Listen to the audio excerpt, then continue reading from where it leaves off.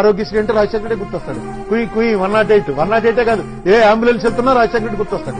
ఈ కరెంట్ ఈ రాష్ట్రంలో స్టార్ట్ చేసింది గౌరవనీయులు వైఎస్ రాజశేఖర రెడ్డి గారు. వాట్ ప్రెసిడెంట్ అని పిలుస్తుంది నన్ను రాజశేఖర ఇట్లా రోమాలను నిలబడుతుంది.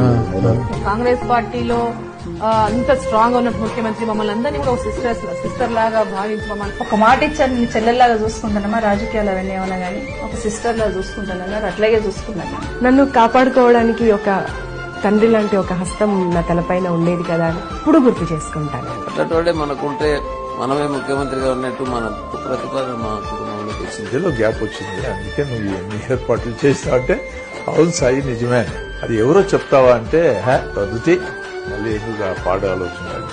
వైఎస్ రాజశేఖరుని ప్రజల గుండెల్లో ఉన్నాడు. ఆయన చేసిన పనులు ఎవరు చేయలేదు కూడా. నమ్మిన వానికి ప్రాణమిచ్చేటువంటి కుటుంబం వైఎస్ రాజశేఖర రెడ్డి, జగన్మోహన్ రెడ్డి. రాజశేఖర రెడ్డికి ఉన్నది కాలేజ్ ఉంటేనే ఆ లీడర్షిప్ క్వాలిటీస్ కానీ. అంత్యక్రియలు జరిగిన ప్రదేశం ఇడుపులపాయకు 10:30-11 అయింది.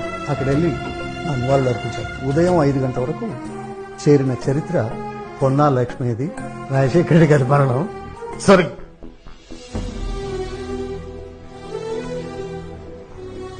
నాకు రాజశేఖర రెడ్డి నేను చెప్పాను కదా వర్షిప్ ఆయనంటే. ఇప్పుడు కూడా ఆయనతో మాట్లాడితే కళ నాకు నీరు వచ్చేస్తాయి. మహానాయకుడు ఆ రాఖీ పండుగ వచ్చిన తప్పకుండా గుర్తొస్తారు రాజశేఖర రెడ్డి. రాజశేఖర రెడ్డి అన్నవాడు ఒక చిన్న హిస్టరీ క్రియేట్ చేశాడు.